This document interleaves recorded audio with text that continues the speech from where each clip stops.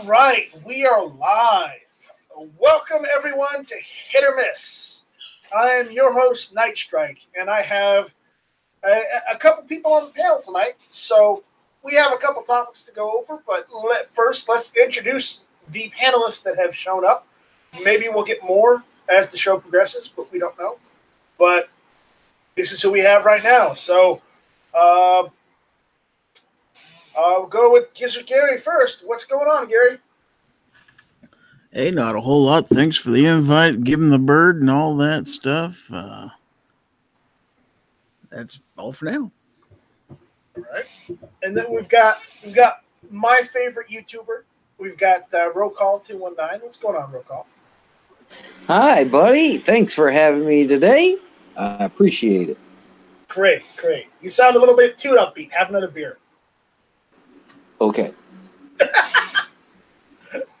And then we've got everyone's favorite Squib. What's going on, Squib? Hey. You sound depressed, Squib. Are you okay? Yeah, I'm not depressed. Okay. All right. Good. All right.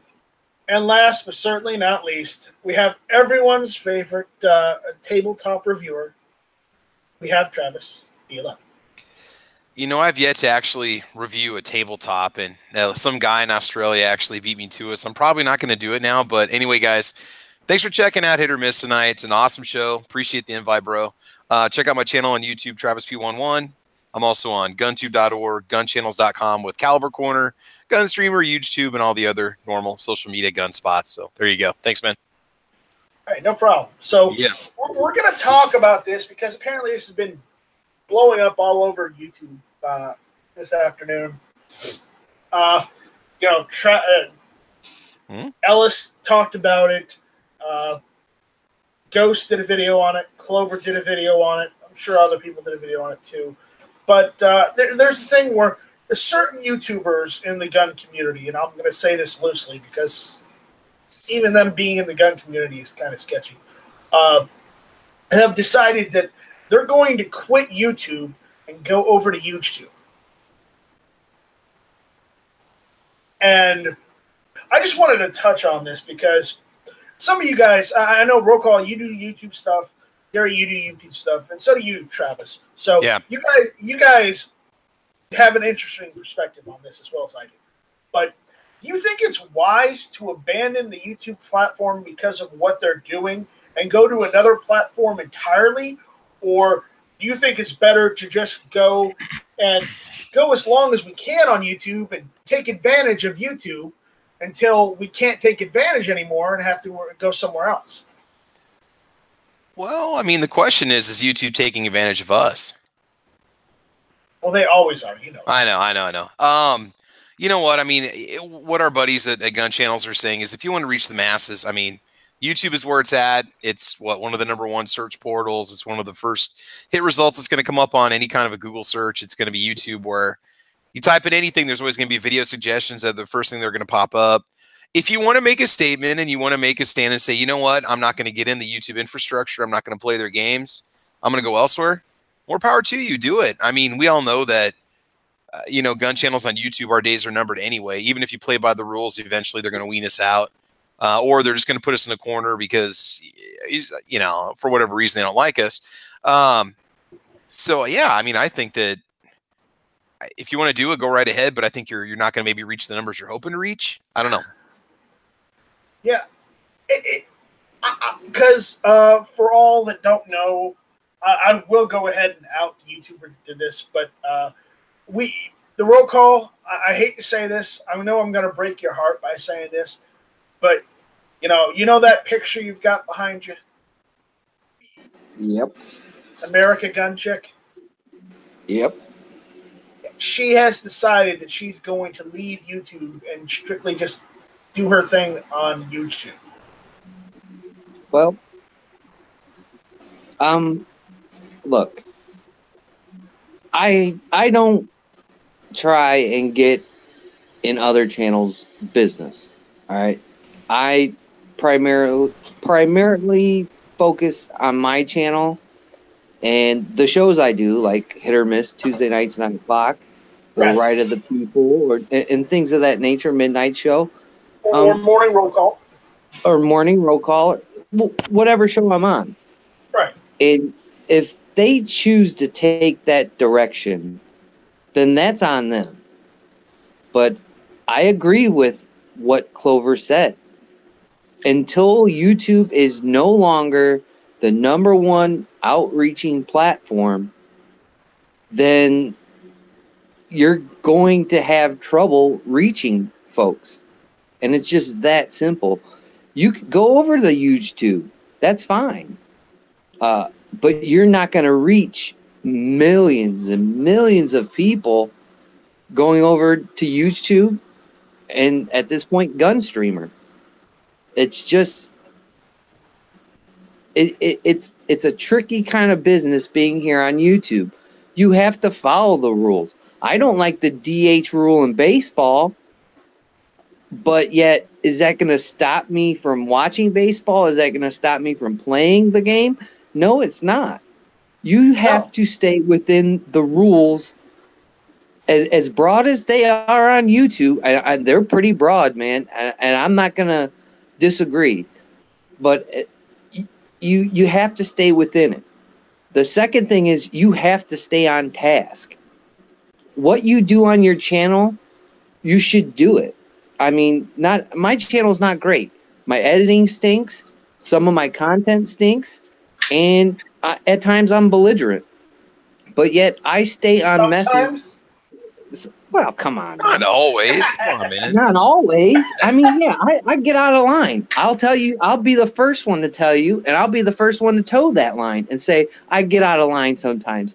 I say some risque things. That's why I'm not on other people's channels. That's not why I'm on other people's shows. But yet, that's just how I am. But the one thing I will always do with my channel is stay on message, especially for my Indiana residents, because there's a lot of people from Indiana that watch my channel. And I fill them in. I understand how she feels, and I know Travis feels the way, and you feel that way because you created GunTube. Right. In essence, it's just if that's what they want to do, then go do it.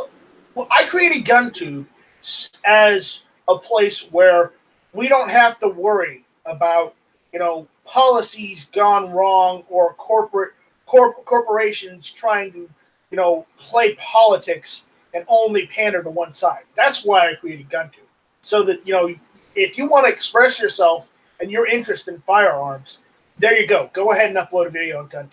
But if you want to do show videos of your cat all day long, or a whole bunch of cats all day long, put that on YouTube because it doesn't belong on GunTube because it has nothing to do with firearms.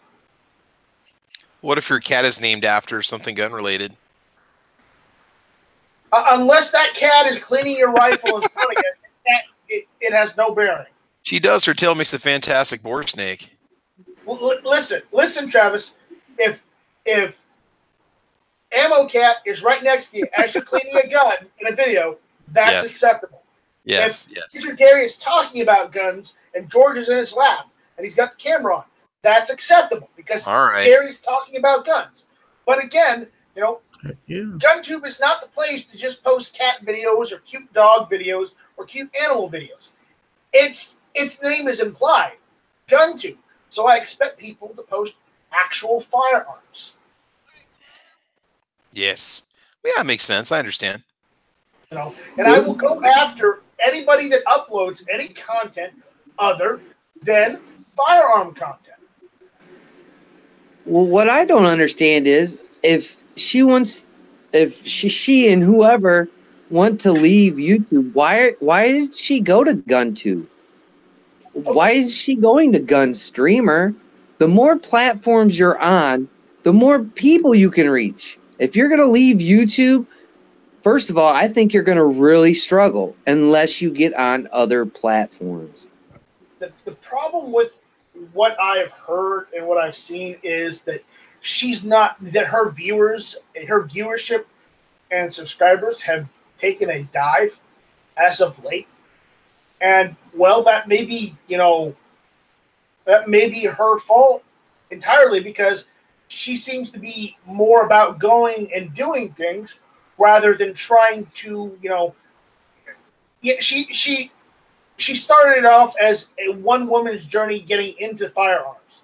Okay. Now she's into firearms. She's not trying to get any other women into firearms. She's not trying to do anything to improve the community or make the community bigger. She's just trying to, I hate to say this, and you guys can say that I'm wrong. It's my opinion, but she's just trying to cash in on her aesthetics more so than, actually being a part of the gun community. So let her do her thing, and let's just not accept the fact that she's not going to be part of the gun community, and watch whatever happens to her, and let's move on. Right. I mean, she's making her own decisions. She's making her own choices. If she wants to sell her image and body, you got every right to do that. I agree. Some bimbo wants to quit YouTube, and everybody's losing their mind over it. Who cares? Next subject. No, because it's not just her. I could give a damn whether she's quitting YouTube or she's going over to Pornhub. Granted, probably everybody would go over to Pornhub and watch her if she was on Pornhub, but that's a different story entirely. But what I'm saying, I'm using her as the example. Okay, if you're just on YouTube and you're doing videos on YouTube just to make money, or just to do a or just to try and supplement it as your job, that boat has sailed. Don't try and do that on YouTube. Okay, you're gonna fail, and you're gonna fail miserably. Wait a minute. Most of the people that we talk to and that we associate with make money off of YouTube. Maybe not directly in a check every month from YouTube, or maybe not in a big check, but almost everybody does. Right. So, I mean, whatever. It's a capitalist society. Do what you want to do. Right, but that shouldn't be your determining drive for doing what you enjoy. Well, then in that case, you're going to have to turn your backs on about 90% of the people you talk to online, on air. Now, on the other end, with what Ghost was talking about, she does or did have an opportunity to really increase an appeal to an audience, to make them pro-gun, or make them see that firearms can be fun and entertaining and useful and handy and self-defense tools. So I can see why we feel like maybe she's let people down, but on the other end, maybe she doesn't want to be a role model. I mean, but I understand what you guys are saying. I mean, it's just that it's a shame that she couldn't make herself into the next, Hickok or Such or whatever, representing the female side, which would be nice to see more of. So I don't know, man. It's such a weird thing to debate. It's like, well, what do you do? Okay, if you want to be that concerned over somebody else's business, aren't you stepping into the realm of social justice warrior? No, not entirely, because we're not going out and protesting. We're commenting. Okay. We're just saying that it feels like a lot of wasted potential, that by her leaving, she's going to maybe miss that opportunity to really bring in an audience, That's all. It's her opportunity. It's her life. I know. I agree, man. I hear you. Yeah, but she had. Well, I mean, you don't have to agree. No, but I mean, I was agreeing with you before. I'm just saying that that's kind of what we're saying is, wouldn't it be great if, She is the example right now, okay? And here's the thing. If you're doing something you enjoy on YouTube and you're trying to share it with the community, you're trying to get more people into the community via your videos, then you shouldn't be concerned with where you're uploading the videos. You should be concerned about the quality of the videos and if you're getting enough information out to people with those videos. If you have to make twice as many videos to get the information out, do so. But don't just say, oh, because I'm not getting enough exposure over here, I'm going to go somewhere else. If you haven't seen my other video that I posted, that's how I feel. I could care less if anybody donated to my channel, but as long as you're sharing, subscribing, and commenting on videos, that's almost priceless. That's almost more. That I would think that's more important than. Yeah, that's even more important than any petrodollar. And that's how I feel. If you want to kick me $5, cool. If you don't, like, comment, subscribe, and share my video. Get my information, or whoever you watch. I mean, I think that's more important than a billion subscribers or $1 billion. Is to keep the information flowing. Look at how much guns have been taking a hit in media, on social media, on platforms like YouTube. I've noticed it. I've noticed looking through, my YouTube, that gun channels that I watch have been getting suppressed. I don't see them in my timeline. And then I go to their channel. Oh, they already have a new video. But I have bell content, because I hit it, but I'm not reaching that.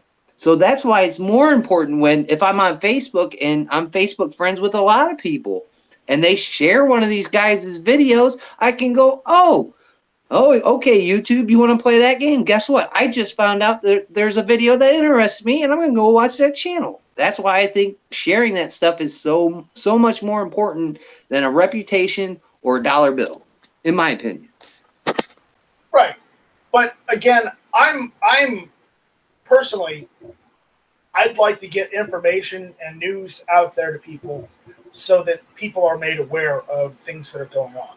Okay, that's primarily what Hit or Miss is supposed to do, to get news or get things that are going on in the gun world out to people so that people can be informed. Okay? Yes, we have discussions about it. We talk about the topic, but again, that's also what we do. So that's why I started Hit or Miss with Smeggy, even though Smeggy's not here and Travis P11 is filling in for Smeggy. Yep. But, so who else declared that they were going to leave YouTube besides her? I don't know, but I know a few others have done it in the past, saying, "Oh, I'm going over to this place." I've seen it. It's smaller guys, smaller people. I'm not going to name names, but they said they're going to go over this place, and then this place goes and tells everybody to go over Gunstreamer. But again, it's just also pretty defaulty. Oh, there's Sarge. What's going on, Sarge? I made it. I was just running a little bit late. That's fine. You're always welcome. And roll call, you're always welcome too, by the way, even if you do get a little surly. Hashtag Jimenez tooth. What about the minutes? I just put it in the comments. It's Jimenez tooth. That's one of Roll Call's new things. He may not remember it, but we do. All right, but Sarge, Tom Cruise is the devil. Jimenez tooth. Sarge, did you hear that American Gun Chick has decided to go to YouTube instead of staying on YouTube? She's what? American Gun Chick has decided to quit YouTube and go over to YouTube instead. Oh. Okay. Yeah. So, I don't know how that's going to work, but good luck to her. I mean, like it or not, YouTube is still the most exposure for anyone. I mean, Full 30 is what it is. That other one is what it is, and hopefully at one point GunTube will take over. But right now, YouTube is the most exposure. So right. But again, I'm just saying that we should take advantage of YouTube as best we can until they decide they don't want us anymore altogether and kick us off. Well, I don't know whether they've done anything lately, but if you follow within their guidelines, a lot of this stuff has kind of smoothed out just a little bit. I mean, and it may turn upside down again, but right now it seems to be going okay. But we'll see. Yeah, I know. It's just that that's what we're discussing right now. So I was trying to listen on the ride home, so I was catching up just a little bit. I'm trying to get my chat open right now. So there's that, and quite honestly, I don't think if you're a YouTuber, you're a creator, if you quit uploading your videos to YouTube, then and go to another smaller platform, you may get viewers from that platform, but you're literally just saying to your existing viewers on YouTube that you don't care about them and that you're leaving them. Yeah, that's a problem. That's also something that I don't like. Don't tell the people who are there and subscribe to you. Like say to me, I've got like 800 something odd subscribers right now, and I am thankful for every one of them. Every single one of them. Every single one of them. And I would shake every single one of their hands if they were standing in front of me, because I appreciate everything they're doing.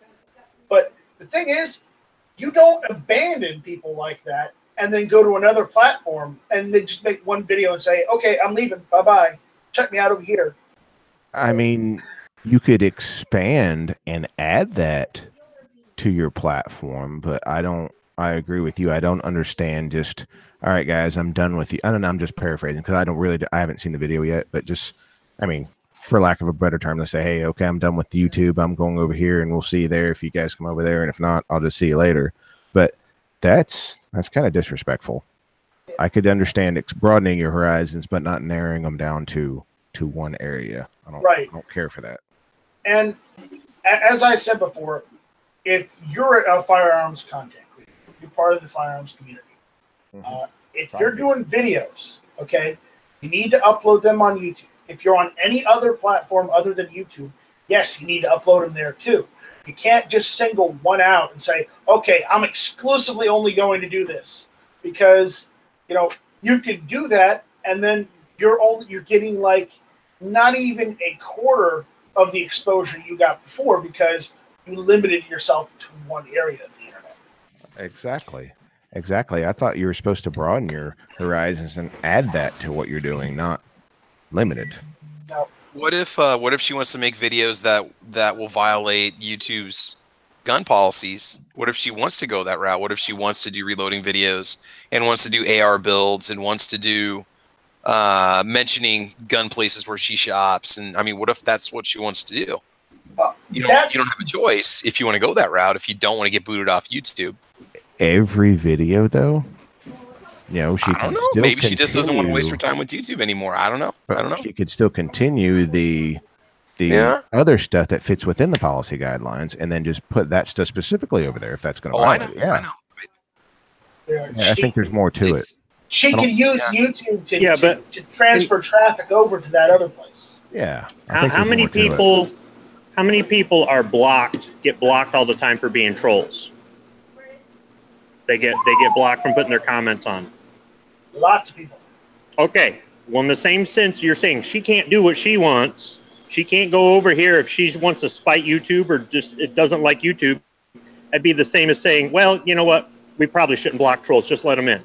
I mean, she's doing what she wants to do. If it's because she's angry at YouTube, let her be angry. Who cares? I never even heard of this chick until today. It's because it was a topic and we were just talking about it, our opinions on it. I don't like it, but she can do what she wants. We're not saying she can't do what she wants. She's more than welcome. We're just stating that it's stupid for a creator to block themselves off from more exposure that they obviously had some success at. And remember, we've had discussions about GunTube being a viable platform with Clover and Ghost. Clover of Ghost had pointed this out many, many times. If you only do stuff on GunTube, you're going to miss out on exposure and getting all those people that would be into firearms if they knew about it because you weren't on YouTube. She has 32,805 subscribers. That's a pretty good sized channel. Yeah. And then to abandon those 32,805 is, some of us may not care for it. They can come over to my channel anytime. I'm already there. Considering she's got 447 on YouTube. That's her subscriber count. Yeah. 447. This is where I'm going. You 447 are Yeah, that makes a lot more sense to go over where there's 1/10 of the amount, or 1/100th of the amount of viewers. Sure, why not? Well, look at Gun Drama Johnny. He shut his channel off, but he didn't do it in spite of YouTube. He went to a different lifestyle. He went behind the camera. Yeah, he's done. Well, yeah, he's going to be doing more. I thought he just took a break. No, he said he was going to do. Well, he said he was going to do production for other channels and do video direction and filming and stuff like that for other channels. That's what he said in his most recent video. I didn't see that one. I think he's. I don't know if he was going to get feature content. I mean, I don't even know if he's going to put content up anymore or not. He was done with. I know with what is that? Gun Gossip.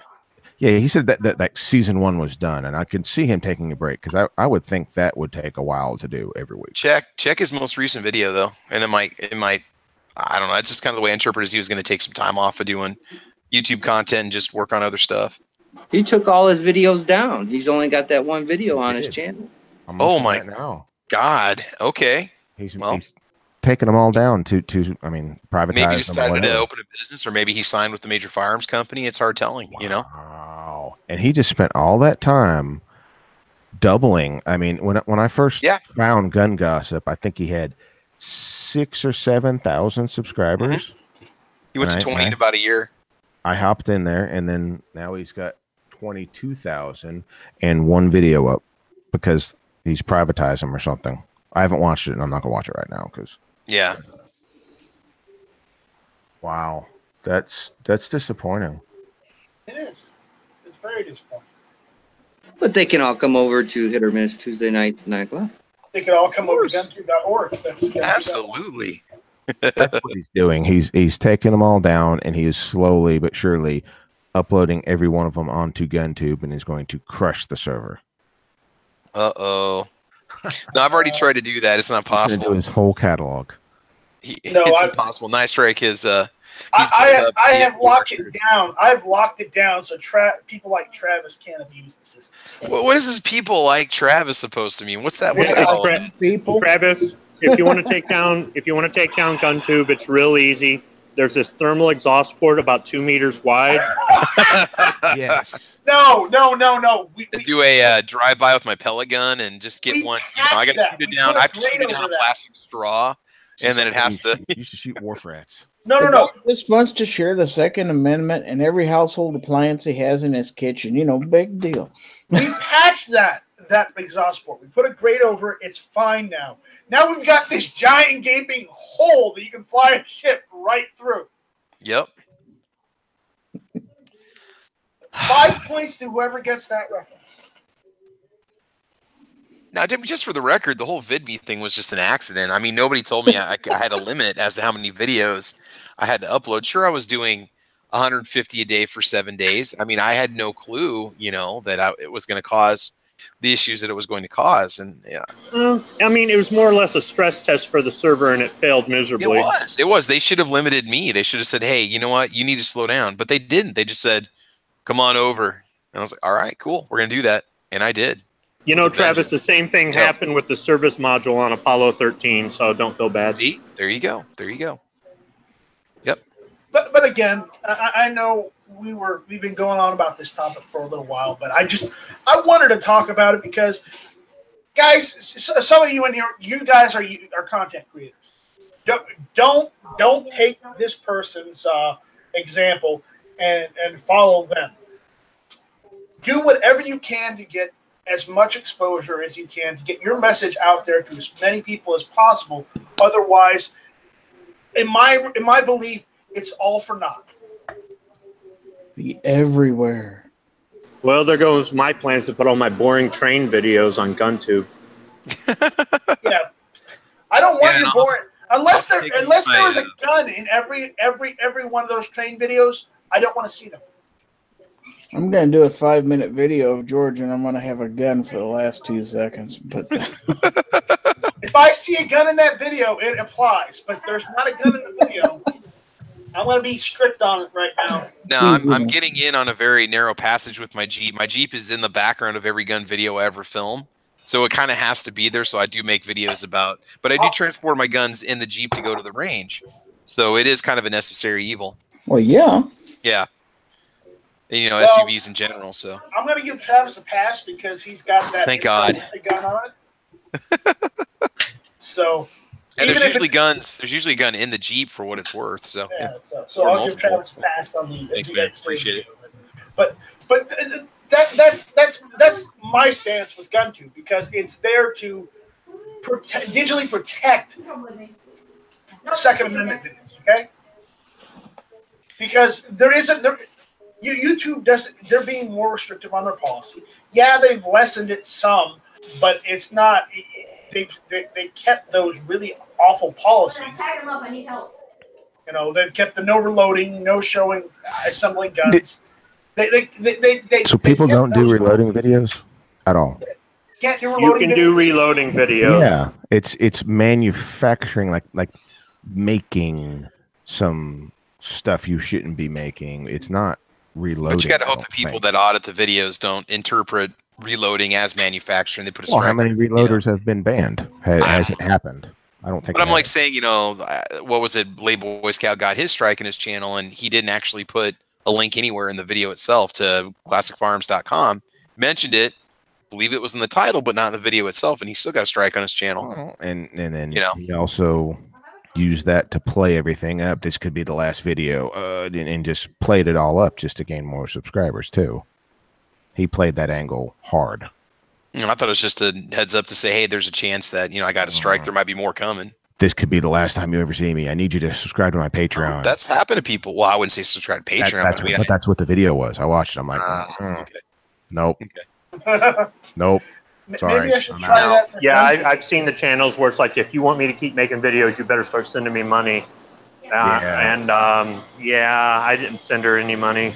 These guys that are like literally 100 times larger than I am need their Patreon because they're losing all this money. I'm losing every single dime that I put into this, but it's fun and I like it. I haven't made a gosh dang nickel on this stuff.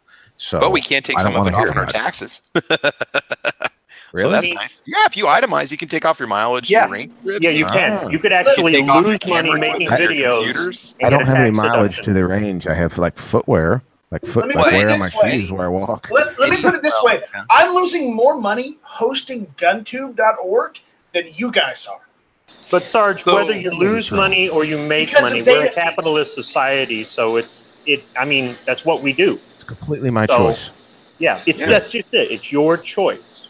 Yeah, and I'm gonna keep losing money at this because I like it. It's a fun hobby. If I break even, until I can figure out how to get some advertisement on GunTube, and my whole goal is just to be broke at this. If this was its own entity, just to be broke. That's my whole goal. Mm-hmm. If I can figure out some way to get advertising on GunTube right now, so that I can mitigate some of these data fees, then I would totally do it 100%. No question. Nice, Rick. Can you just? I can't. You got a resolution. You got to allow at least one playlist of Bollywood videos. Just one playlist on your channel. The reason why there's 1.324 billion people in India, they would all come to GunTube if they had a link to those Bollywood videos they're not allowed to watch back home. Nope. Dude, come on. It's an untapped market. India's where it's at, bro. I don't give a damn about India.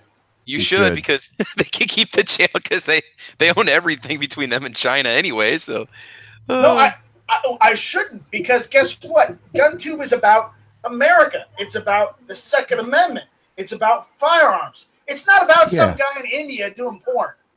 Dude, I'm nice, Rick. I'm joking, man. I wouldn't expect you to do that. I was just giving you a hard time, man. Yeah, no, really. Put a Bollywood playlist on GunTube. No, I get it, man. I'm messing with you. We'll put that on YouTube. Yeah, there we go. Yeah, I'm gonna go put that over on VidMe. It'll be huge. Huge. I'm losing a 6-pack a day doing YouTube, and it's great. Anheuser-Busch appreciate your contribution. There you go. I had to think of that one for a second. Does he mean literally the money, or what it's costing him in liquid assets to keep the channel going?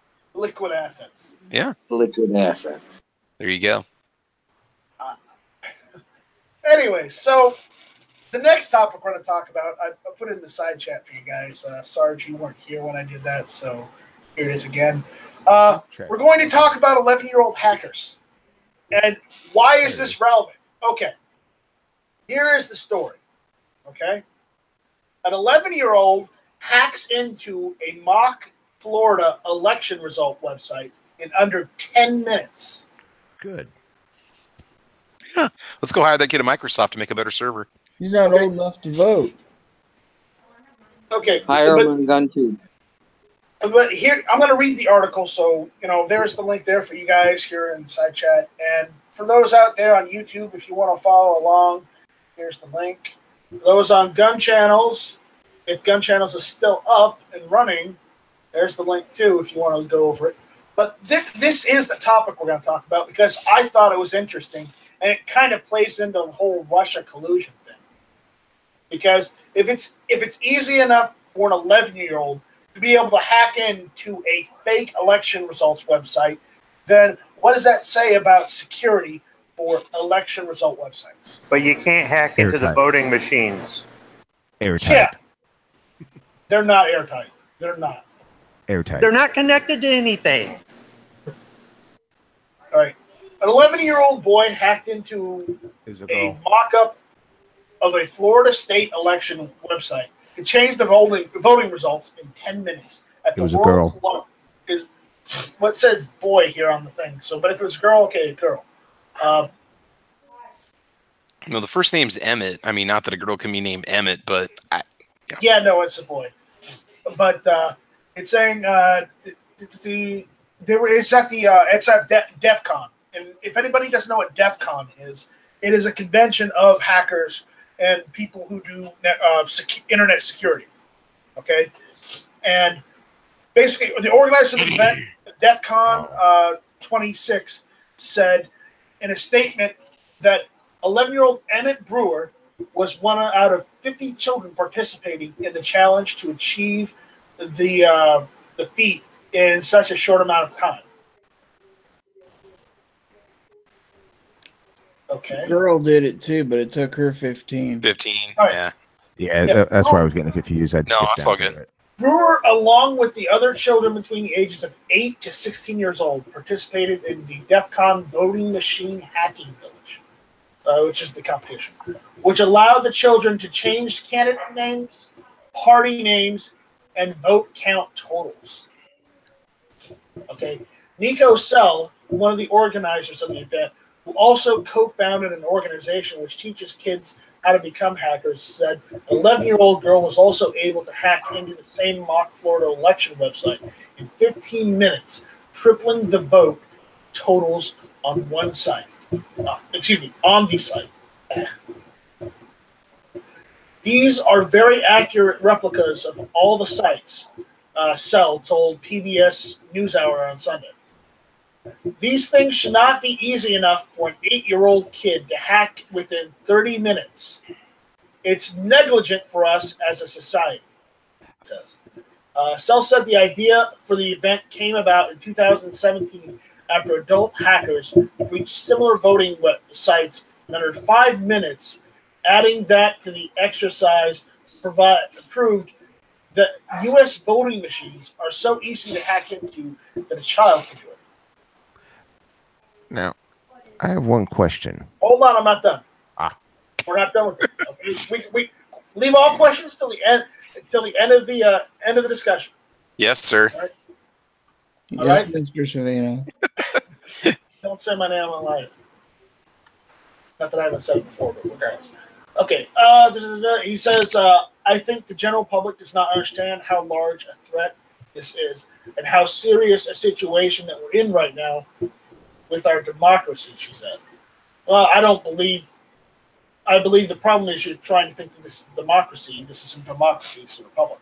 Anyways, one digital firm showed just how easy it is to hack into a voting machine by releasing a video showing how it's done. In 2016, digital security firm Cylance took a voting machine used in the 2008 presidential election to demonstrate how easy it is to manipulate voter data. And that's the end of the article. But the point is, if some of these if some of these websites, or if even one of these websites, is in any way, shape, or form connected to, an actual database where votes are stored, then that's a problem. Can I ask a question? You can ask the question now. Okay. So they just hacked into a website. A fake website, but again, it was to represent an actual website. Yes. Oh. Okay. I think it's a conspiracy. I think this is how the government gets children and then trains them to be hackers to fight against other countries. You know who's behind this? Roll call. It's the Russians. Roll call. Who's behind this? I would have to say it would probably be the Democrats. It'd be Tom Cruise. It could be. No, actually, it's not Tom Cruise. It's the ancient alien lord Xenu that has assumed Tom Cruise's body. Yeah, that guy's a freakazoid. Scientology. Well, this and I agree with what they did. And I guess hacking into a website that shows fake voting results is, I guess that means something. But they didn't. The voting results would be uploaded from the actual voting machines that people had copies of, that people had in their database, and they gave the information to a website to upload. I don't quite see the same correlation.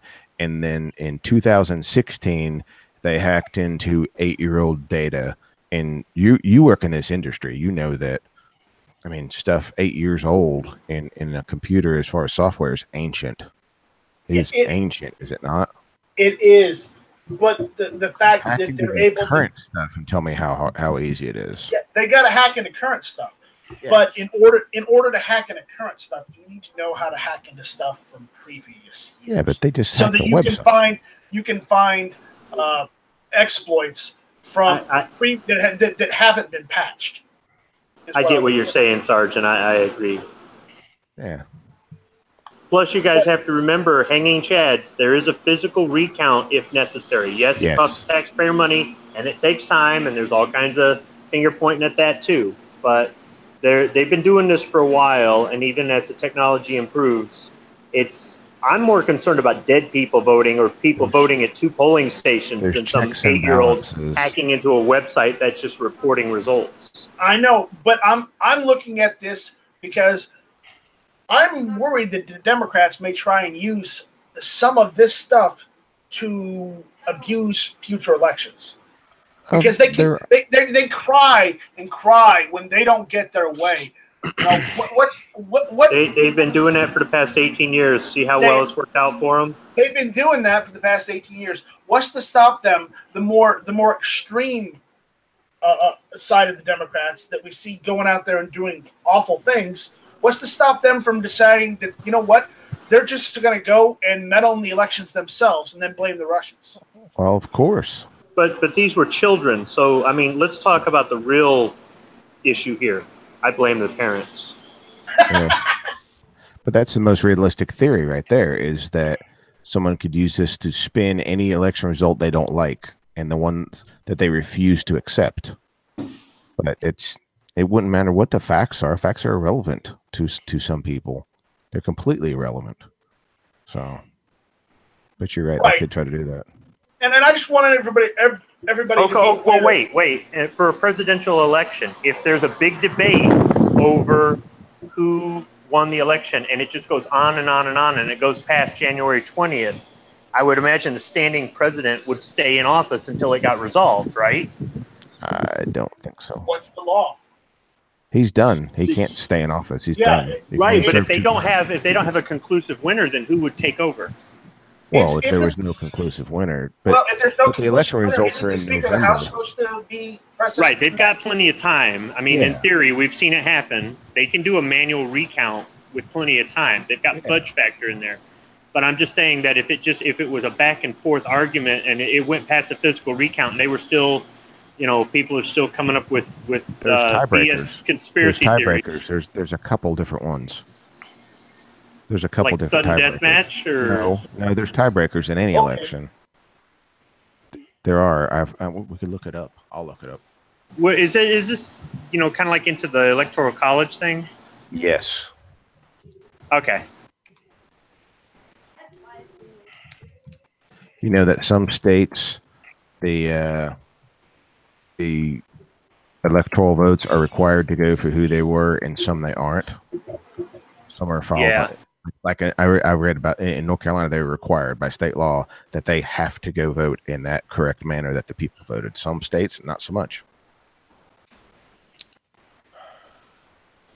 Let's see. Okay. Electoral college, 270 to win.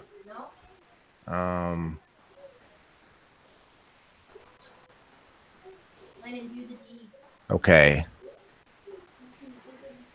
If neither candidate gets the majority of the 538 electoral votes, the election of the president is decided in the House of Representatives, with each state delegation having one vote. So then all the states vote. So no matter what, we've got a fail-safe upon fail-safe. A majority of states, they the one representative per state has to vote, or they have to get 26 to win. And then the senators would elect the vice president if that were to happen. So I guess at that point it could be split. One votes for the president, one votes for the vice president. That's interesting.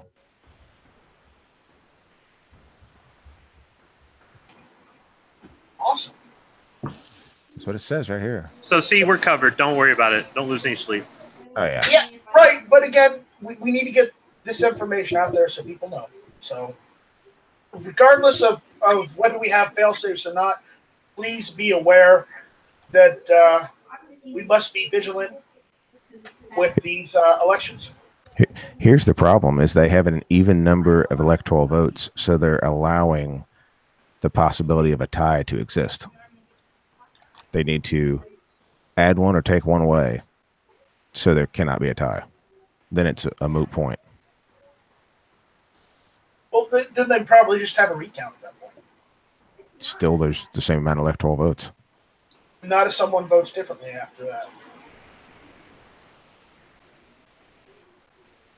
Okay. You're assuming everybody's going to always vote the same.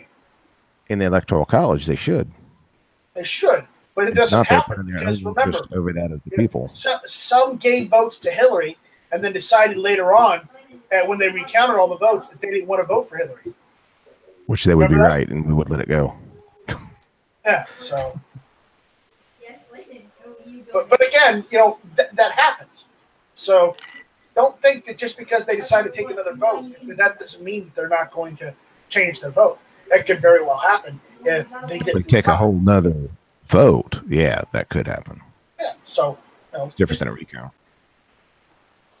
But anyways, all right. So I got some interesting gun news for you. Apparently, everyone knows Century Arms. Yes, they don't make the greatest of firearms, but they make all right firearms. I'm going to say they're all right. They're okay. They're not great. They're not reliable. They're not real reliable, but they're okay firearms. I mean, they're better than having a Sky at your side. I'm sorry, Travis. No, you don't hurt my feelings at all. I'm cool with that. Yeah, but I don't even like Sky. So, by the way, I just saw this show up on guns.com. Century Arm is going to start bringing in Romanian PSLs again. Oh my God, where's AWAG? He's going to shit himself. All he had to do was be patient. I just sent him a link via Steam. I sent him a Steam message saying, check this out.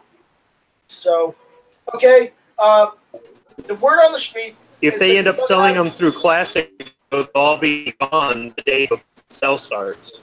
Right. But the word on the street is that the Dragunov-style Romanian semi-auto rifle is set to become available once again. Circle 10 AK said this week via social media that Century Arms will soon start importing the 7.62x54R caliber rifle once again. There will be two models available. One model will come with a non-matching Russian optic, while the other comes with a serial matching Romanian optic to the rifle. Century previously sold Cougar-made PSLs in the past as the PSL 54C, complete with distinctive Dragunov-style, SVD-style skeletonized stock and proprietary 10-round magazines for about $850. While an expected availability date and price on the next wave headed to the States is not known, Circle 10 cautions they will be more expensive than previous offerings due to production costs. And that may mean because the price of steel is going up. And that these rifles, I don't know if the PSL receiver is full to steel or if it's milled. Do you know, Travis? Yeah, I haven't. I'm guessing it's probably stamped. Okay. And that might be why. I don't know. But these ones I don't know. It's the first time I heard about this particular one coming in. Says rather than a clone of the Soviet-era designated marksman rifle designed by firearm engineer Yevgeny Dragunov, the Romanians created the PSL as more of an homage to that gun, basing it instead off of the Kalashnikov AK and RPK designs. In short, the PSL looks SVD-ish and shoots the same round, but it's not a Dragunov. With that being said, they have a following all their own and have been gaining value in recent years. To highlight the differences between the two platforms, Ian McCullen with Forgotten Weapons covers a Cougar-made Century imported PSL and a video, including a look under the hood of it. And again, they're just showing videos on it. But, it's nice to hear that some of the Romanian PSLs are coming back into the country. So it looks like a Dragunov? Yeah, here, let me screen share. Let me see this piece of hardware. You may not be able to afford it. Just $850 is what we're looking at for prices right now. There, you see that? No, there it is. See that? Yeah, that's the I'm not. We were just talking about these tonight, me and my buddy. You better hurry up and get your X54 ammo, because once those things come out, everybody's going to start snatching up that ammo. Tula makes ammo for it. So no, I know. I'm just saying it might start disappearing off the shelves. Tula, Wolf, Bear. What else? What's the other one? If you want that crappy steel case. PPU makes a good round. Yeah. Well, here's the thing. With these rifles are made to use steel case. They're not made to use just brass. I'm sorry. Yeah. Because they're built off the AK platform. The AK platform is not built to use brass ammo. It's built to use steel ammo because it's cheaper than making ammo out of brass. But again, there's the video from Forgotten Weapons. I'm not going to play it. You guys can go check it out yourselves. And Iraq Veteran 88 did a video as well on the shooting distance of it. So, but again, if you want a PSL, your luck is improving because they're coming back into the country. When and how much they're going to cost, not sure. But again, from what the prices I've seen, they could decide to charge $1,200 or $1,500 depending on what I've been seeing just on a used Cougar model on Gunbroker. But hopefully, hopefully they're just going to sell it for maybe they'll do like $900 or $950. But again, we don't know. But it's nice to hear that we are getting more guns in. Obama wouldn't let something like this happen. He blocked things like this from happening. So, anyways, I think it's good news. Anyways, all right, Travis, you said you had something to talk about. Yeah, there's a story I put on the internal chat. It's kind of an interesting one. Nebraska law enforcement officers deal with some pretty interesting situations.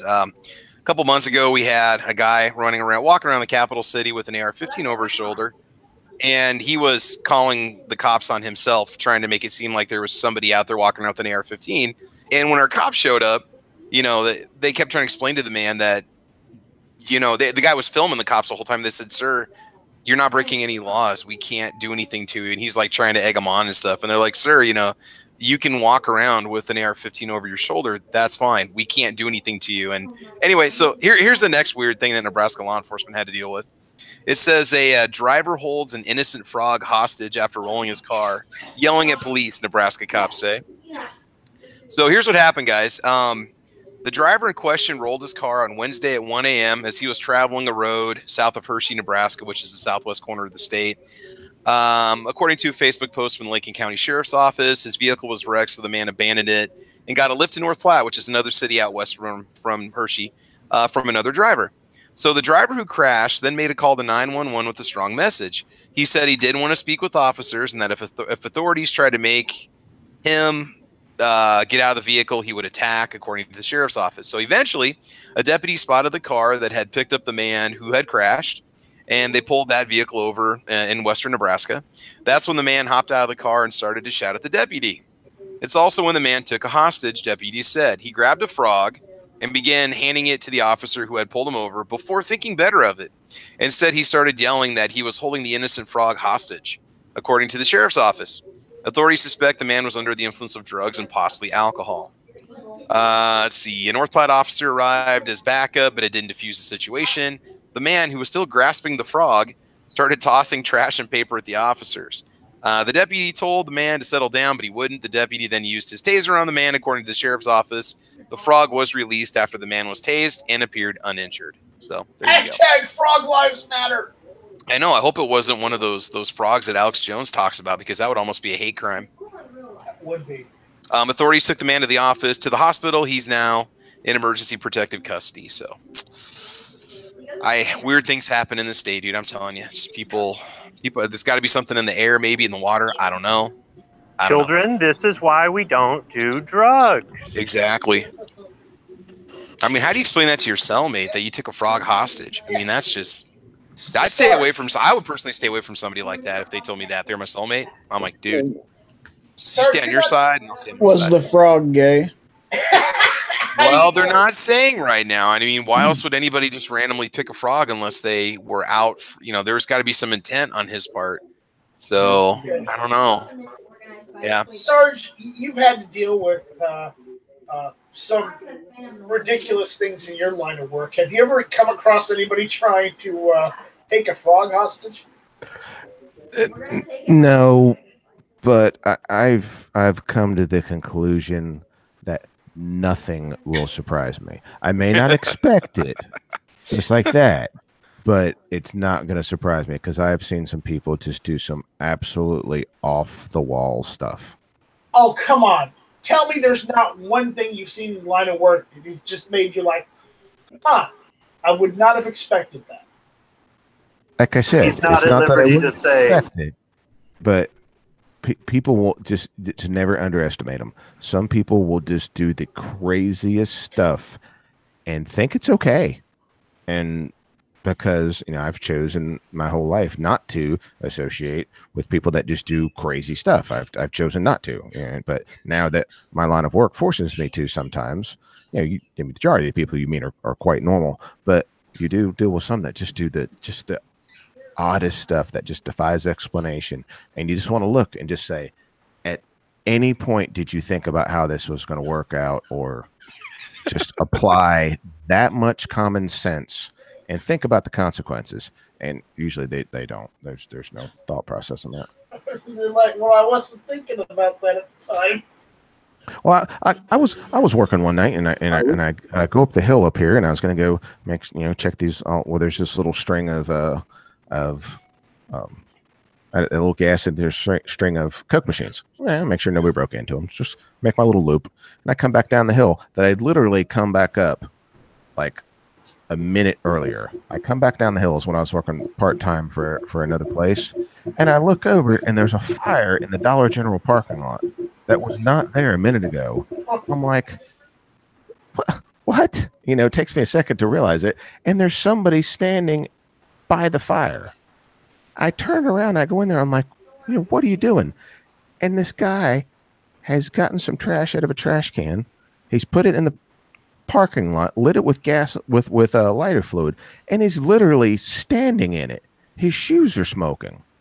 I'm just like, and you know, snatch him out of the fire. You know, that's as disorderly as it gets. I'm sorry, I've got to do something with this guy, and take him in. But I'm just like, who would do that and why? But it just happens. That's what someone needed to do. They had to see me drive by. So I don't know. That's ridiculous.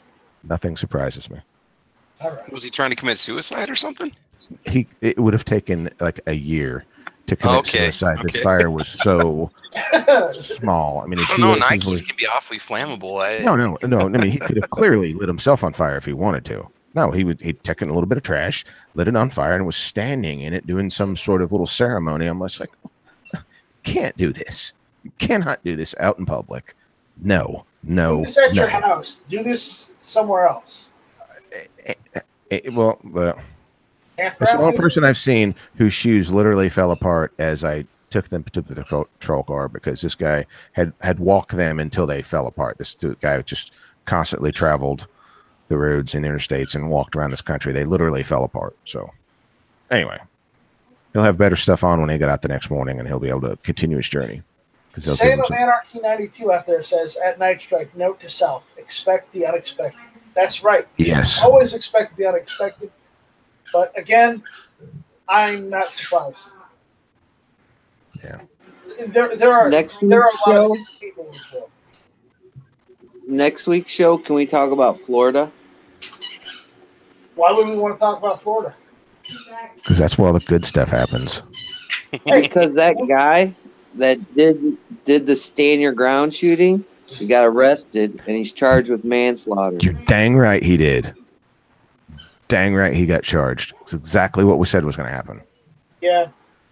We can just talk about it right now. I mean, you just mentioned it. So, well, can we say that maybe justice is being served? Maybe. Yep. Play stupid games, win stupid prizes. Maybe. Yeah.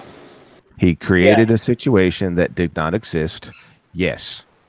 That girl should not have parked there. We are completely, I think we're all in agreement on that. Okay. He had the right to be an ass, but again, he did not have a right to, shoot the guy that pushed him down. Yeah, the guy pushed you down because you were being an abrasive asshole. So, there you go. That's what you get. But that doesn't mean just because he pushed you down, he didn't kick you, he didn't punch you, he didn't beat you with an inch of your life. So there's no reason for you to pull out your gun and shoot. What didn't help him is they estimated the distance at 12 feet.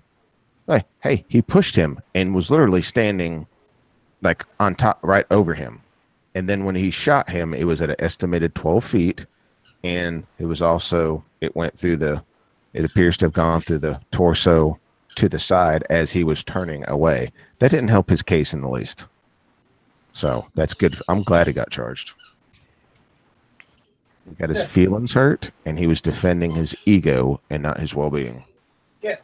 Hey, here's the thing. If you are a concealed weapons holder, okay, one, you're supposed to know that you're not supposed to start any sort of conflict. Conflict is supposed to be the furthest thing from your mind. That doesn't mean you can't argue with someone, but that argument does not give you the justification, one, to be an asshole, though being an asshole is your right, and two, that does not give you the right to, go and shoot someone. His history of being the champion of the handicapped space at that particular store is probably not going to go in his favor very well either. He was looking for that situation to occur. I mean, what he should have done at the most was to write down the license plate number and contact the authorities. That's what he should have done. With his cell phone. Snap a picture. Why not just go in and ask the manager to ask the person to move their car and have the management go out there and confront the people, because it's their property that they're parking on. Some of this stuff. In today's society, people look the other way, walk the other way, ignore this, ignore that, stay out of this, stay out of that, when somebody's really seriously in trouble. And this time it wasn't that. It was him butting his nose in the...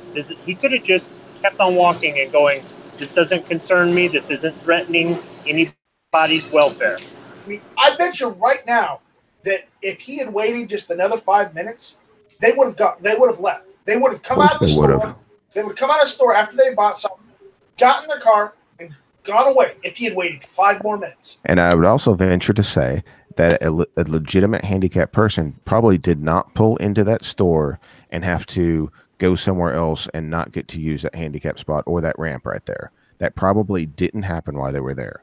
Yes, they violated the law. She did. That's there's no doubt. But it didn't need to go where it went. And he caused that. Was there any information that was shared with what she told her boyfriend or husband or whatever on the phone? Did she say he's attacking me? Did she say I think he's going to hurt me? What did she say? Oh, wow. No, I don't know about that. I got some. She probably said, I got some angry guy.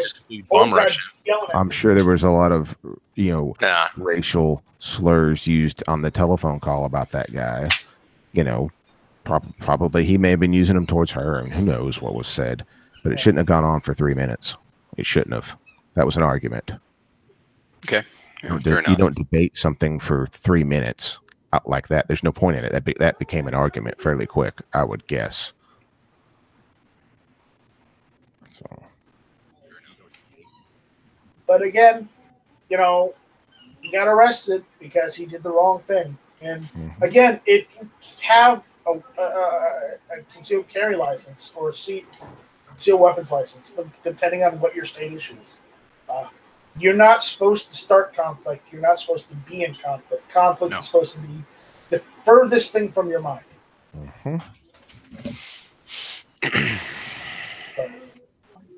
I just love to just throw the hornet's nest in a room with you guys and run away. Yeah, well, you know what? Roll call, I'm calling on you. It's your turn to say something about this. What am I going to say? You guys just said everything I would have said. I mean... Come on. Say it again then. The dude screwed up. The guy was backing away, and then he shot him like an idiot. You do stupid stuff, guess what? You're going to be held accountable for it. I mean, I do stupid stuff all the time, and I can't tell you how many times I have to own up to the stupid stuff that I do. Not to... But I guess here's the question I would ask: is, do we not have a right to? Do we not have a right to argue with somebody? And as a result of that argument, do we really deserve to get completely assaulted, knocked to the ground? You have a right to argue. That kind of response from another person. Fighting words are not protected. Yeah, but here's the thing. Yeah, okay, if that was your wife and this guy was all up on her, maybe you might say, "Hey, what's going on here?" Or maybe you wouldn't. Maybe you would get between him and her. Even if she decided to exit the vehicle and escalate it, doesn't matter. That's your wife, your girlfriend. You're going to defend. I'm not going to knock the guy over if he doesn't have his hands on my wife. I'm not going to sit out there and physically assault him. Right, but he might be armed too. He didn't have to shoot the guy. At most, he could have just called the cops on the guy and had the guy arrested for assault. If he was in fear, he could have drawn the weapon, pointed it, and said, "Get the hell out of here! I got a gun."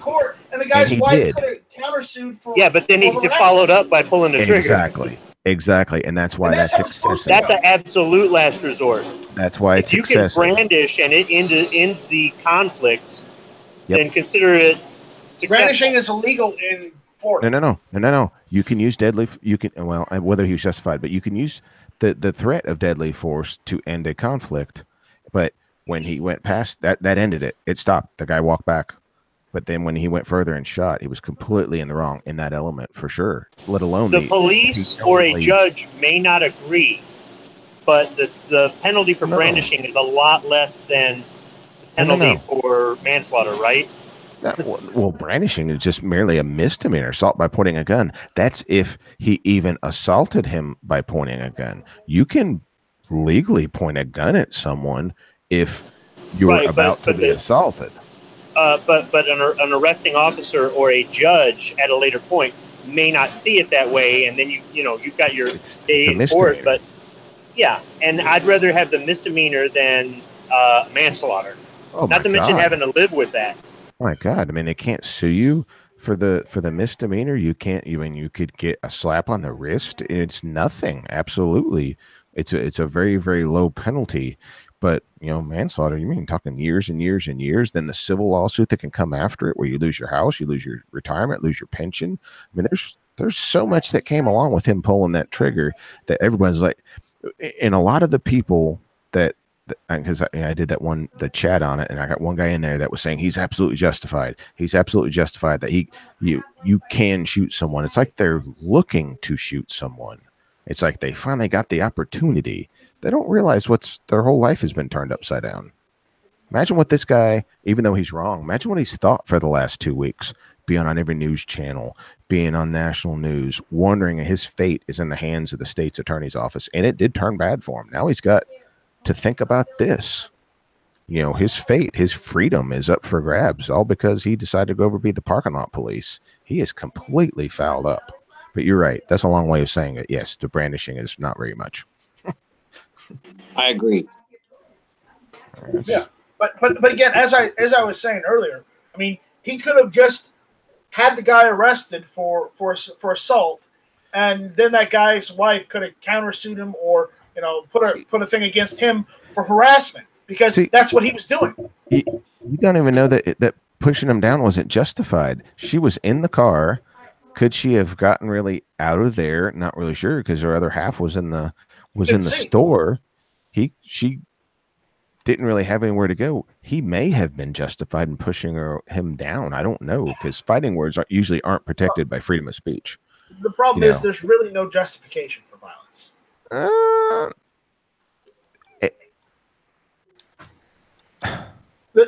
Not in this instance. In this instance, not in this fighting instance. words aren't.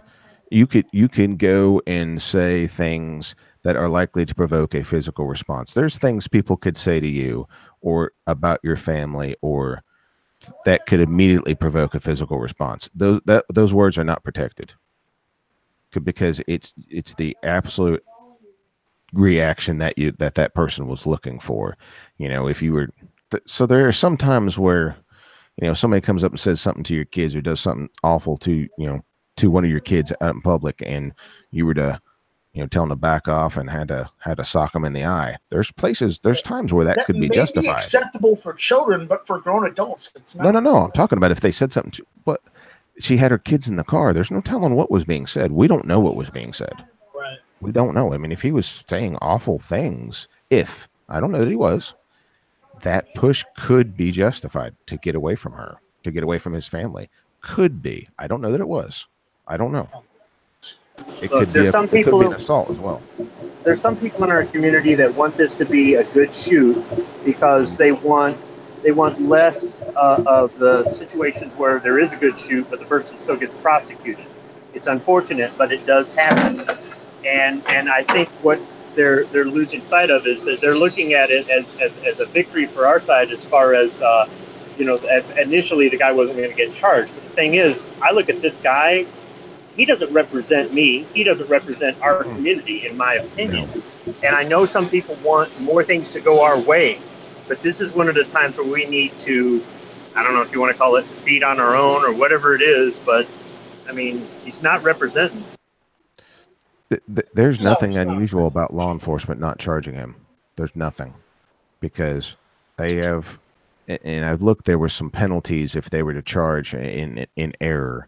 In this case, if it's one of those stand your ground crimes, but that's where they do their investigation and then they hand it all over to the prosecuting agency, which is, it's either the district attorney or the state's attorney, however it weighs out in Florida. You hand it to them and they decide whether to charge. This happens every day, where they have any type of self-defense, well, most high-level self-defense, definitely if there's a serious injury or death. A lot of times the agency hands it to the district attorney's office. They let those lawyers analyze it and see what they think, whether they decide to charge. There's nothing unusual about that. And frankly, we all had a very sneaky suspicion that it was going to happen, and I'm glad it did. Right.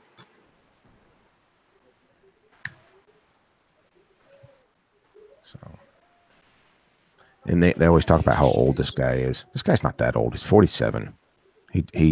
he let his mouth write a check that his butt couldn't cash, and then he had to get his gun out to defend his bride. So he's not one of us. He's not one of us at all. Oh, I didn't say he was. No, I know, but it's what Squib was saying. He's saying the same thing, that he's not really one of us. He's in the community, but he's not really one of us. And we're all saying the same thing. But they get hung up on the stand your ground part of that law in Florida. They still have the same laws as a lot of other states, that you can't knowingly enter the conflict. That stand your ground law applies if you don't do one of these other four. And the other four are the same that they are here in this state. And he did like every one of the four. So he wasn't really covered under it. So he was. One of us. One of us. One of us. How many liquid assets have you drank tonight, Roll Call? I seen Obnoxious One out there, typing up a storm. And Obnoxious One, I see out there. I can't read all of that. Just jump in. I sent you a link. He's the one that started all this. Check your email. You started all of this. Why any of us are talking about this? So jump in here and give us your perspective. I want to hear bit of it. What you have to say.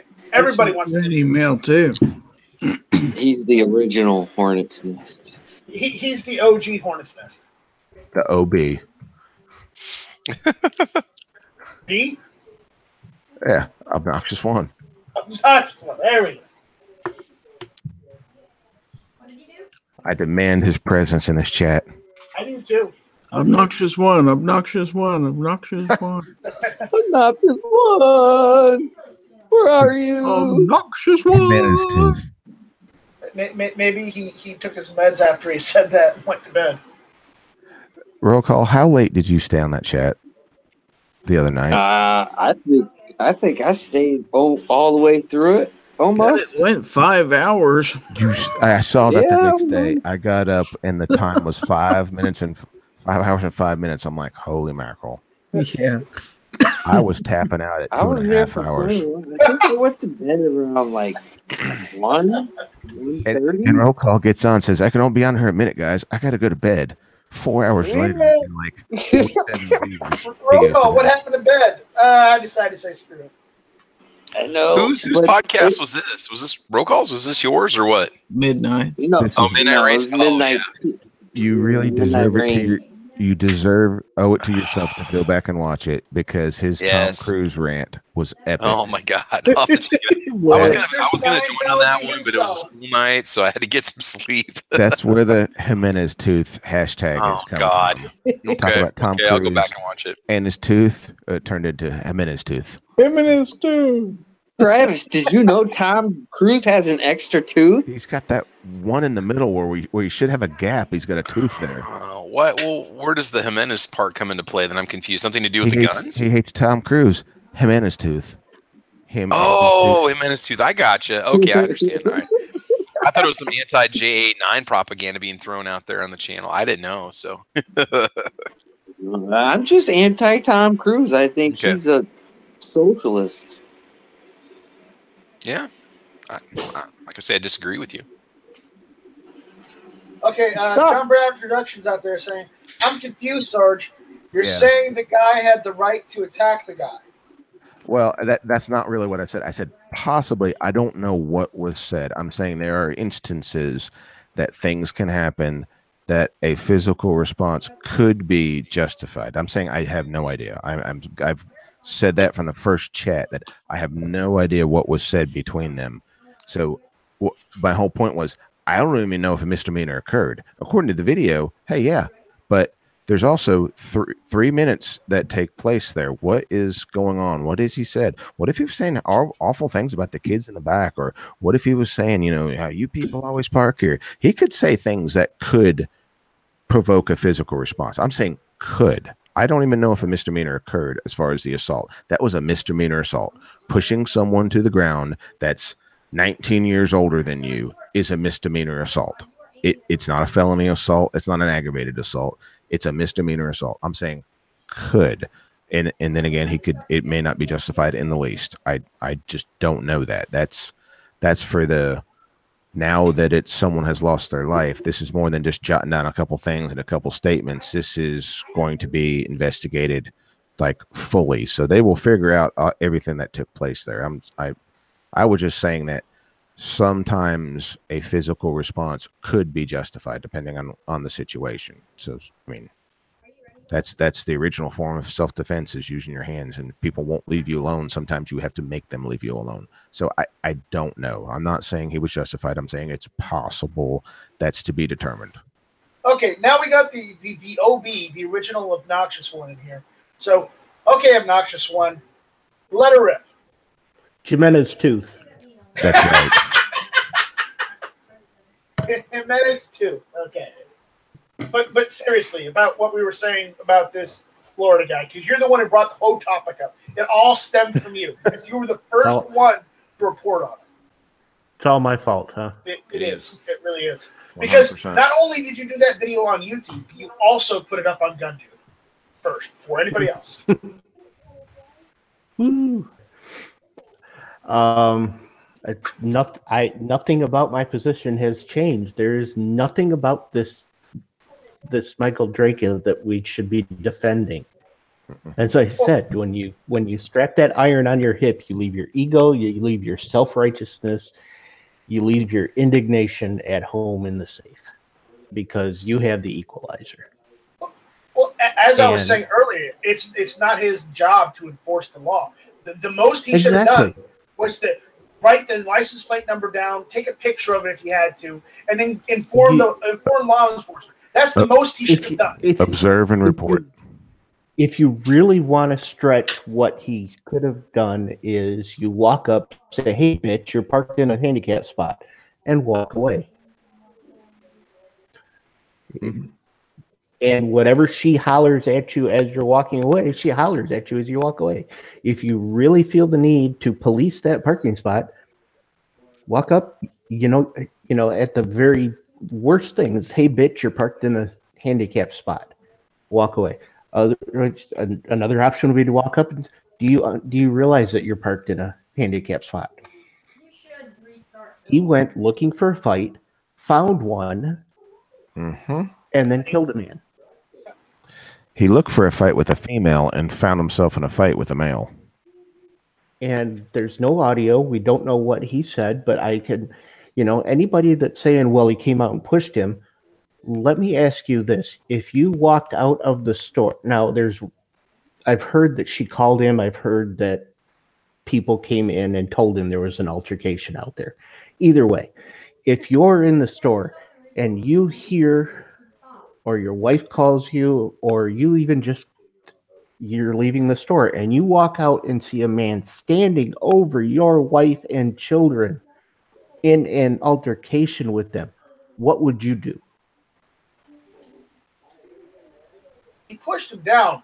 Most people probably would punch the guy. Yeah, that's the thing. I walked out of Harbor. Quite honestly, I Harbor Freight one time.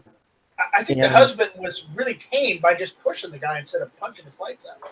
I went into Harbor Freight one time, and this was when we lived in Illinois, and I had my concealed carry license. I hadn't had it very long either, but it wasn't in a rough part of Illinois. We were in Crystal Lake at the time, which is the suburb of Chicago. Friday the 13th took place? Crystal Lake? Yeah, kind of. Okay.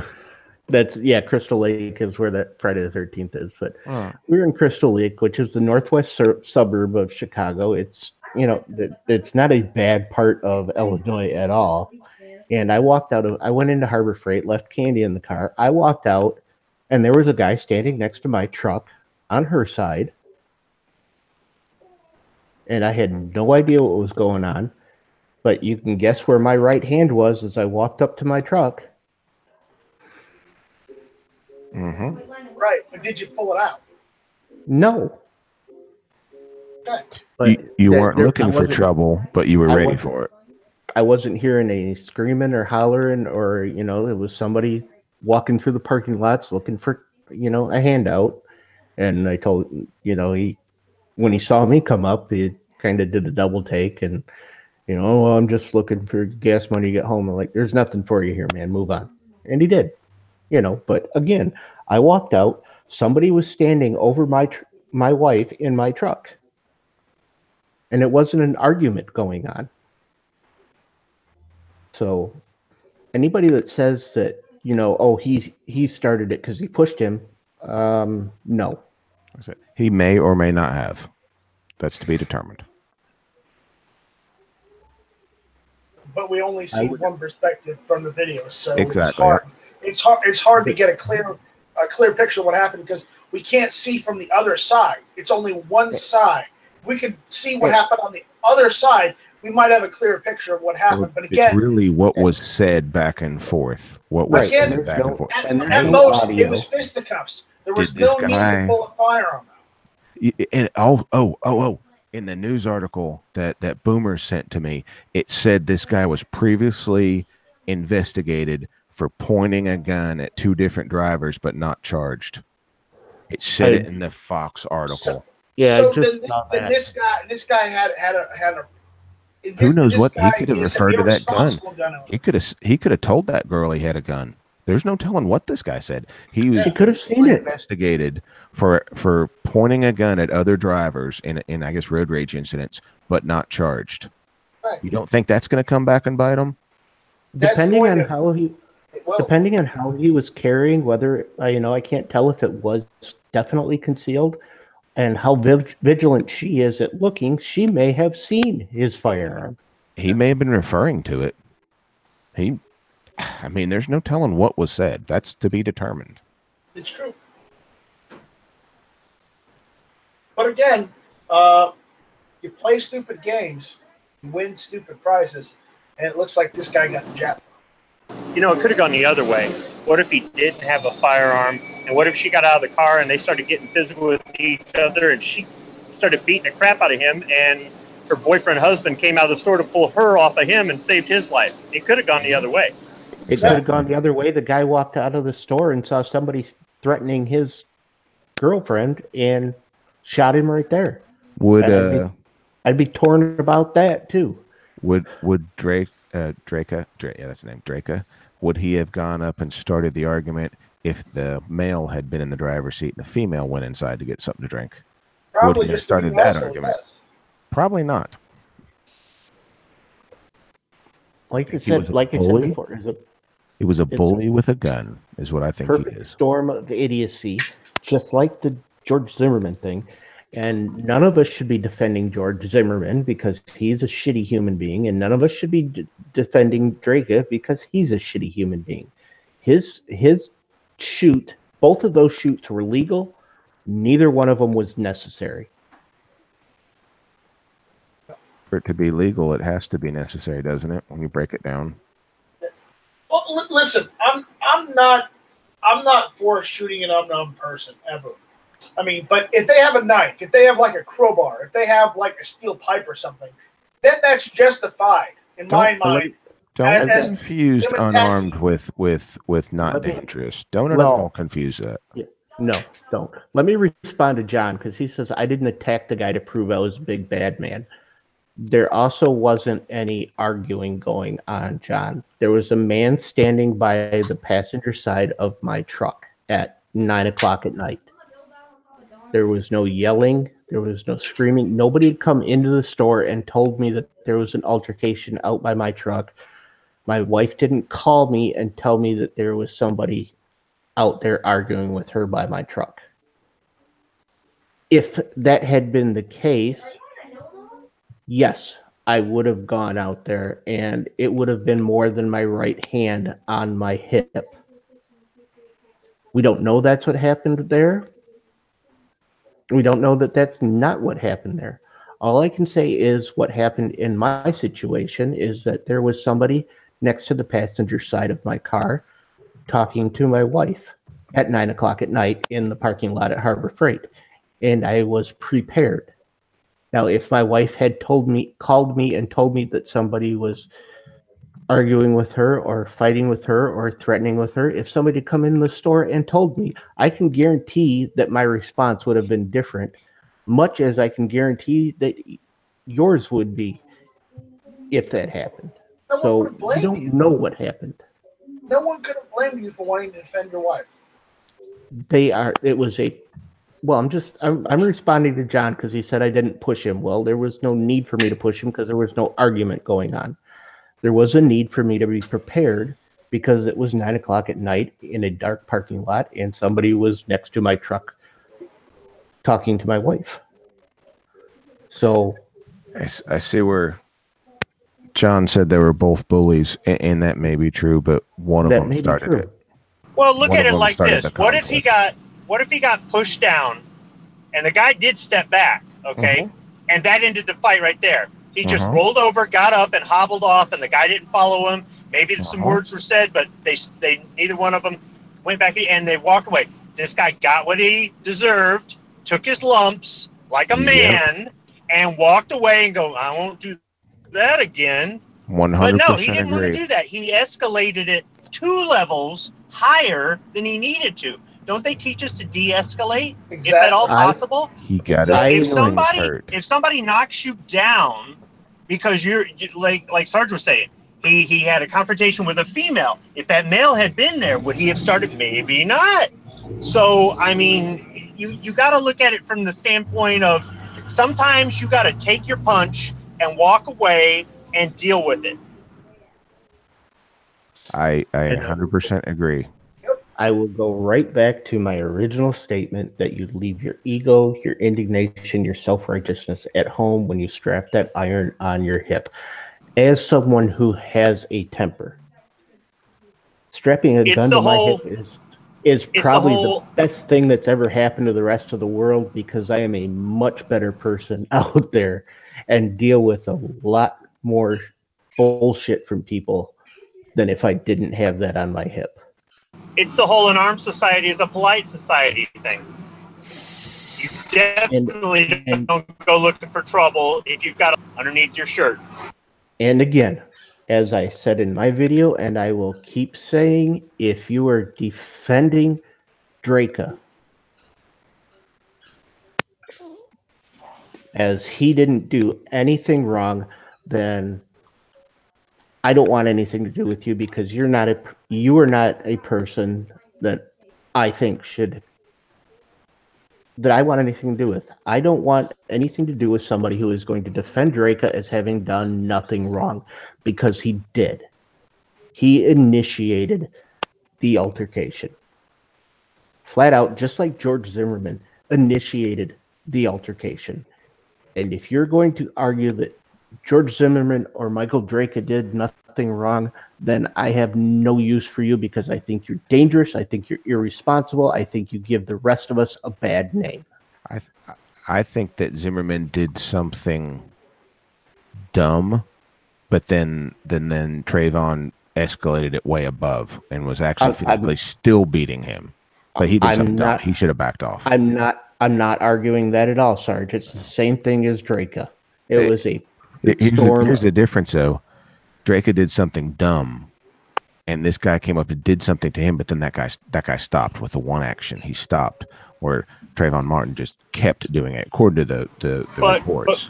But Sarge, with Zimmerman, he was on the phone with 911, and the 911 operator said, "Don't follow him," and he goes, "No, I'm going to follow him." I agree, but then the kid got away from him, circled back around, and attacked him. Yeah, Martin shouldn't have continued to pummel him. It's a little different. But yes, he did. He does bear responsibility. I agree. Yeah, I mean, if he had confronted him and then walked away, or he confronted him and Zimmerman presented a gun and he ran away, so be it. But yeah, the fact that he was, but the whole thing was initiated by Zimmerman, though. Oh, to a degree. But that kid got away. He did get away. That's done. And then he circled back around and attacked him. So kind of a new incident started.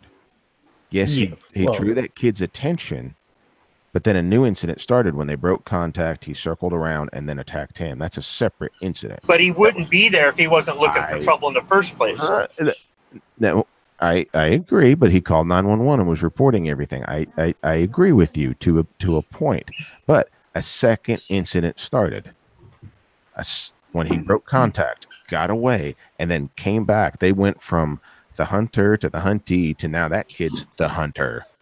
and Zimmerman's a hunty. Yes, I agree. He got himself into a situation, but he is not, I don't think, as guilty as of creating the situation as Drake is, because that guy McLaughlin attacked him by pushing him and backing away, was not tackling him to the ground and beating his head off the pavement. That's a different thing. He got pushed to the ground, and then that guy backed up. So Drake bears more responsibility. That there were two, but with Trayvon Martin and George Zimmerman, there were two separate incidences. Yes, I can see your point there, but the second incident is I can see it. When you're presenting it that way, I can see it. Because he broke contact. We're going down a rabbit hole here, guys. Let's bring it back around. He broke it. It's over. Okay, I'm done. My check. Sorry. I mean, not that this isn't great conversation, but again, I feel that we're missing. We're getting off on a tangent on another situation instead of the one we're supposed to be talking about. Well, can I say one thing about that? Okay. That was one of my arguments, that if they can charge Zimmerman, who was way more in the right than Drake appears to be, they have to charge Drake. It's in the same state. They've set a precedent as to what they're going to prosecute for.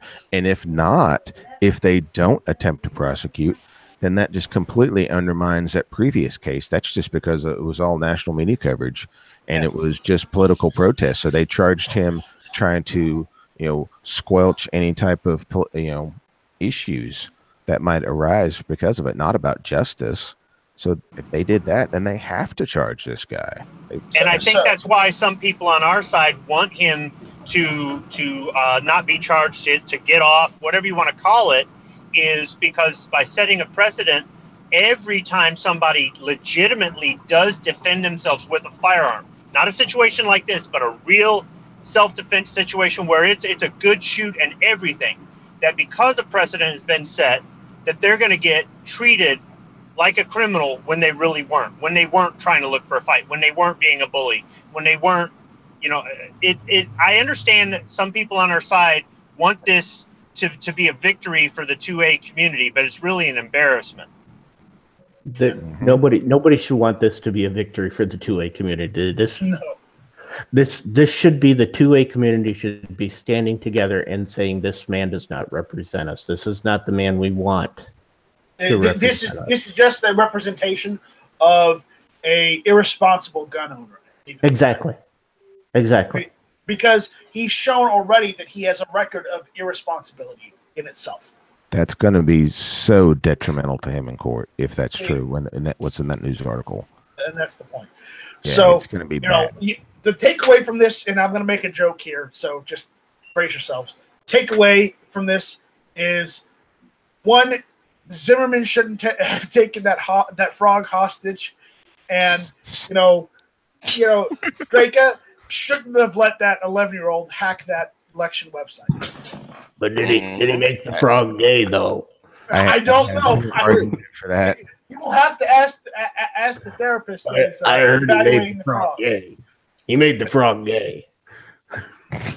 Well, you may have to check the pH level of the chemicals that are in the water. I wonder if it's one of those frogs where you lick its butt and you start tripping. I don't know. There's frogs like that out there.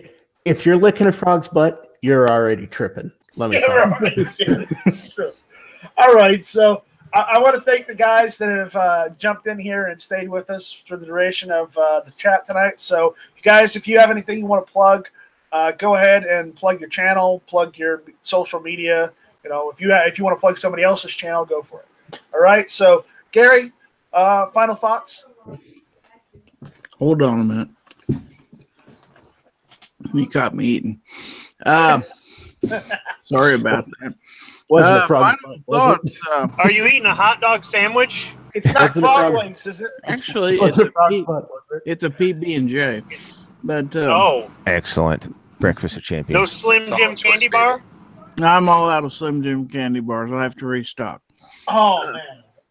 Anyway, check it out at the candy shop. Get some Slim Jims. There you go. check out my YouTube channel. I released a video on We Are Social Media this evening. Check out my website, gizzardgary.com. Join gun channels. It's a wonderful community. Check out guntube.org. And as always, like, share, and subscribe to Night Strike. Gary, there's a question out there for you. Is it Jeff or is it Skippy? So help me God if you say Peter Pan. The peanut butter. What's Sam's the one choice. None of the above. It actually came from Aldi.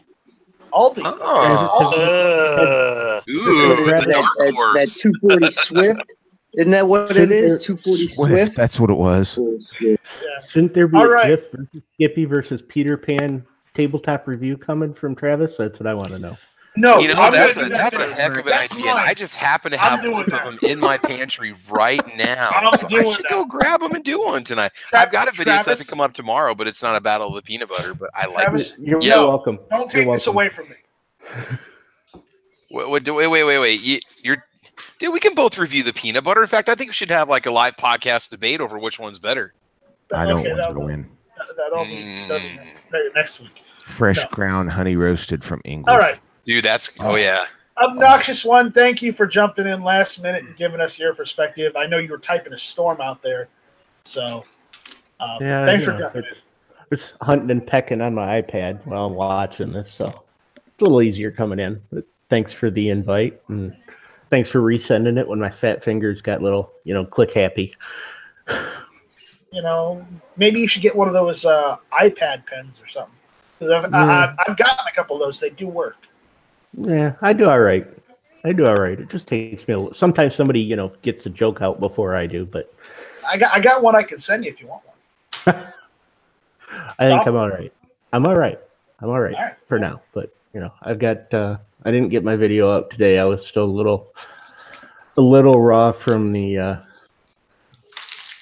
big uncomfortable silence I caused on Outlaws chat last night. So I didn't do the video on it today. So I'll probably do maybe a We Are Social Media tomorrow, and maybe I'll try and get the other one out Friday. So that you can take a look at. Maybe I'll get the Mosin and the SKS down to the range. Who knows? Who knows what I'll do? Mosin and SKS.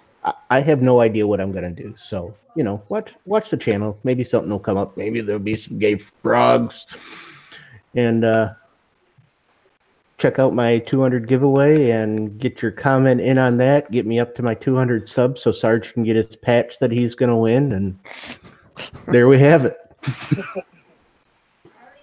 All right. How many of those patches do you have? I have 50. I have 50 of them, and there's not a gay one. There's not a gay one in the lot. I haven't put anything up yet. If you want one, Sarge, email me. Email me. I will send you one. I want one. Alrighty. All right. So roll call. Final thoughts. Final words. Final plugs. Thank you for having me on. Thank you for the panel and their insight on all of this discussion that we had tonight. And I would like to thank the side chat out there. I know there's tons of people out there. So thank you for coming and enjoying Hit or Miss on this Tuesday night at 9 o'clock when it started. I appreciate it. Go look at my stuff on my channel. It's very entertaining. Catch me around the YouTubes, GunTube, Gunstreamer, and for all those people leaving YouTube, all you subscribers, I will hold you. I will hold you tight like a newborn baby as you subscribe to Roll Call 219. So if you haven't gone over there and subscribed to Roll Call 219 on YouTube, go ahead and do so.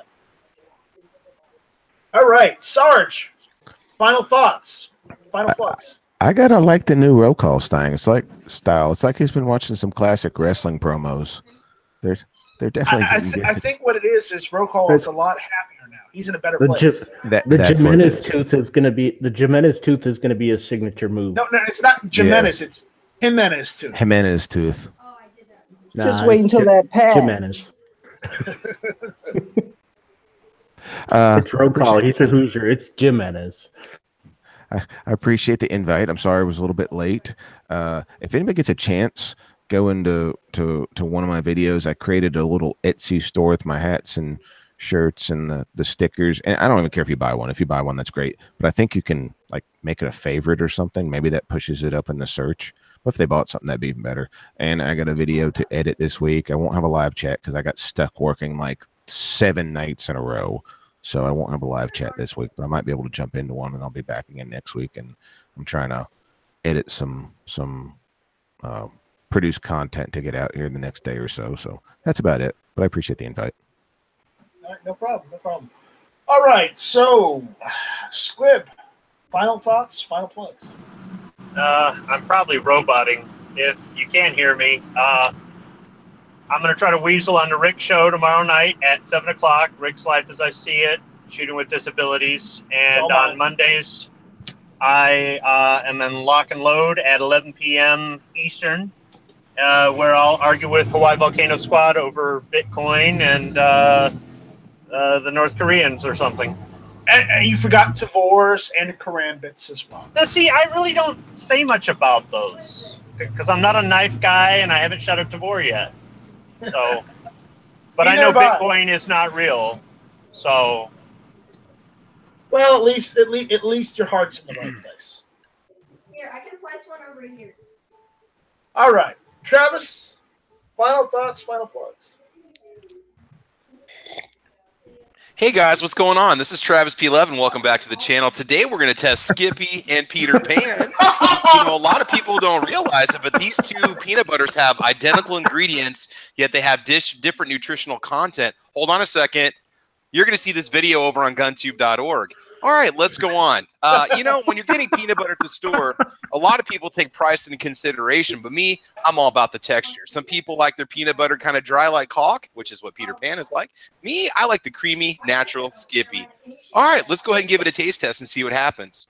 I wonder how many times Travis's wife has put her finger in the peanut butter jar. I don't know, but okay, so the Skippy is good. You know, it's creamy. Not too sweet. This is tasty. I like this. Hold on a second. We got to cleanse the palate real quick with some Black Rifle coffee. This is like an Adam Sandler movie. Always make sure that you use a clean spoon between taste tests. I recommend a saltine to further cleanse the palate, but I'm a peanut butter pro. Look at me. I like to eat. So, Peter Pan, you know, something you might not realize, this is actually a battle of the mega corporations because Skippy's actually made by Hormel, if I'm not mistaken. Yeah, Hormel Foods, and Peter Pan's actually made by ConAgra, Nebraska-based business. Got to make a plug there. So let's try a little bit of Peter Pan real quick. Definitely a much thicker texture, more suitable to your heavier breads. Gizzard Gary, I recommend Skippy for you if you're just doing plain white bread. All right, hold on. Yeah, it's really thick. It's much more nutty in flavor. You know, I got to give the win to Skippy. I mean, it's definitely hands down the #1 defender. So Skippy, you've got the peanut butter choice for today. Okay. Well, Travis, hold on. You'll see this video over on GunTube, GunStreamer over on YouTube, and since I put a gun in the video, it's going to be on GunTube.org. Peace out. Well, Travis, you need to do your next video on Skippy versus Jeff. Bravo. That's all I got. Okay. Hold on. That's all I got. I'm just messing with you. I do prefer Jif, but it's got to be crunchy. So yeah, right. Yeah, that's actually not bad. There we go. Check that out. That was amazing. That was By the amazing. way, you guys are awesome. I want you guys to subscribe to everybody on this panel that has a channel. Subscribe to their content. Let's get Obnoxious One up there. Okay, go over there. Obnoxious One, I'm going to go subscribe right now. And get over to gunchannels.com, get yourself an account, sign up. Awesome place to meet with people. Get over to guntube.org, support it over on Patreon so we can keep that sucker rolling. Otherwise, guys, I'm good, man. I'm cool. Have fun, be safe, keep eating PB&J. All right, so if you guys haven't done so already, check out my social media on nightstrike.com. All the links are there. Also, check me out on Patreon. I also have a PayPal if you'd rather just help me out with that. Also, check out guntube.org. And with that, we're done. we'll see you next Tuesday, 9 o'clock. So thank you all for listening on the YouTube side. I think the Gun Channel side is still up over there. Thank you for watching on the Gun Channel side. Ohio 35 ACP is asking, where's the crunchy peanut butter? And he's saying Kirkland is the best. Ooh, see, I can't get that locally, so I'm unfortunately. You don't have a Costco? If you want to send me a jar, I'll be happy to review it and then send it back when I'm done. You don't have a Costco in Nebraska? We do, but it's in Omaha. It's about a 3.5-hour drive. Well, Travis, get How driving. about in I have Ingles? to go. I'm gonna go right now and get some. How about Ingles or anywhere that has the fresh ground peanut butter? No. Oh my gosh, We have a Walmart and we have a local mom and pop place here in town. Otherwise, it's an 80-mile round trip to get to any other grocery store. Oh, that's awful. They've got these. It is. The fresh peanut butter that you grind up, and they have got a honey roasted at the local Ingles. Who carries that? Absolutely phenomenal. What's the Ingles? Is the grocery chain or what? Ingles is a grocery chain here in the South. Mm-hmm. So, All right. Thank you, everyone on the Gun Channel side for watching. We appreciate it. Everyone on the YouTube side, thank you for watching. We appreciate it. Just remember, if you like this video, you know what to do. If you didn't like this video, you also know what to do, and stop watching our videos. Comment and subscribe. Other than that, we'll see you next week. So thank you all for watching. This was Hit or Miss. Give him the bird. Hit or miss, Tom where you Cruise get sucks. PP and J and 2A. You know it, baby. Shut up, infringed! Adios, Felicia.